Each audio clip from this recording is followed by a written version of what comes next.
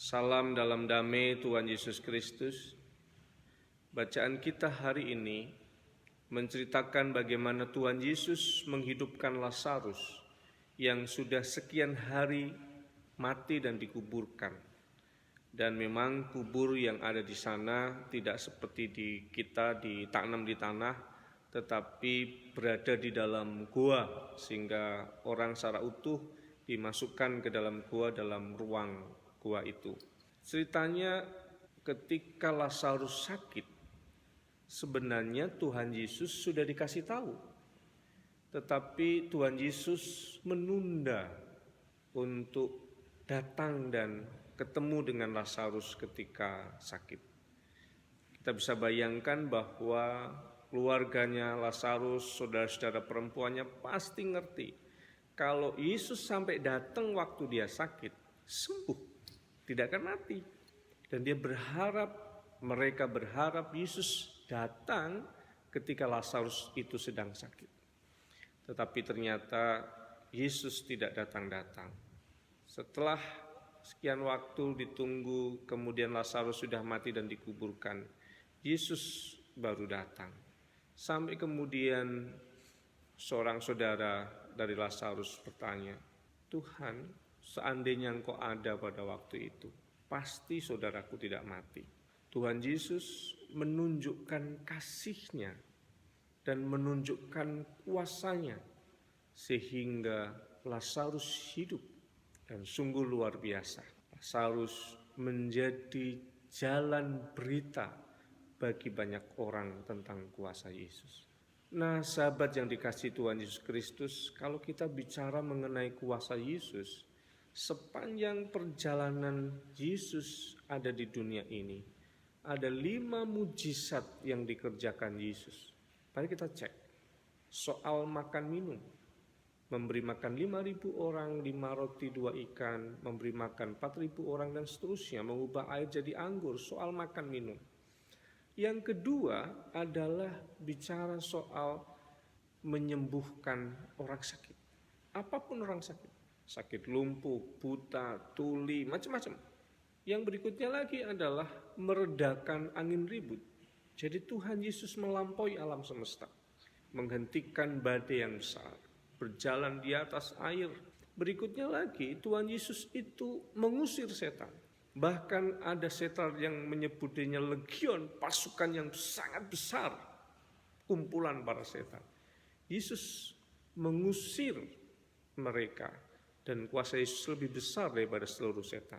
Dan yang kelima, Yesus menghidupkan orang mati. Jadi dari 5 hal itu, mujizat kuasa Yesus ingin mengatakan bahwa Yesus lebih besar dari makan minum, lebih besar dari sakit penyakit, lebih besar dari alam semesta, dan kuasa Yesus lebih besar dari seluruh kuasa apapun di dunia ini. Dan kuasa Yesus lebih besar daripada kematian.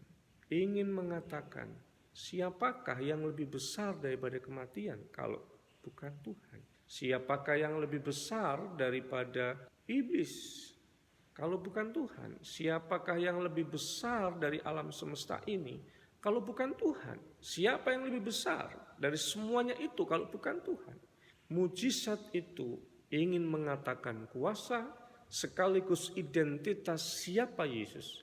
Yesus adalah Tuhan yang menjadi manusia, supaya ketika Yesus mati di kayu salib, Dia bisa menyatakan bahwa kematianku bukan karena dosa. Kematianku adalah kematian Tuhan yang jadi manusia. Kematianku yang bermakna untuk menebus manusia yang berdosa.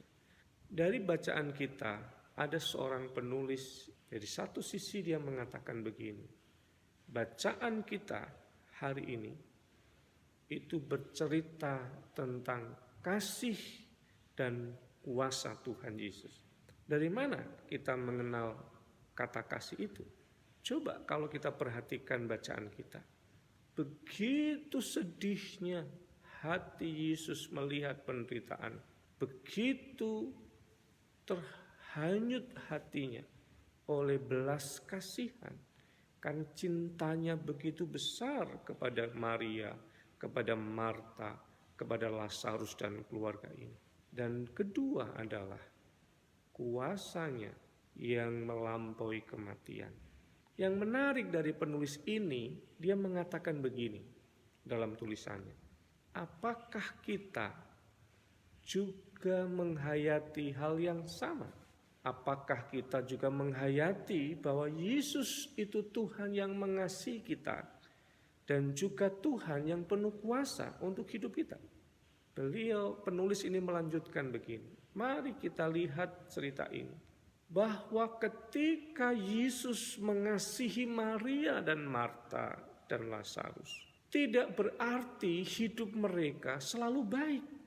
Lazarus sakit, Lazarus mati, saudaranya mengalami kesedihan yang luar biasa. Berarti kalau Yesus Tuhan mengasihi kita, tidak berarti kita lepas dari persoalan. Yesus mengasihi Marta dan Maria, tapi mereka bermasalah, mereka punya persoalan, mereka punya tantangan hidup. Yesus mengasihi kita tidak berarti kemudian kita tidak punya masalah sama sekali. Coba kita rasakan. Tuhan Yesus dengan mujizat 5-5-nya itu tidak pernah ingin mengatakan kepada kita bahwa aku datang untuk membuat kamu tidak perlu bekerja. Aku akan cukupkan tanpa kamu melakukan sesuatu. Enggak, kita harus bekerja. Di sanalah kita mendapatkan berkatnya. Oh, soal sakit penyakit. Ketika ada di kolam Siloam, ketika ada di kolam Bethesda, itu artinya ada banyak orang sakit. Tetapi hanya beberapa orang, atau bahkan ketika di Bethesda, di kolam Bethesda itu, hanya orang yang lumpuh.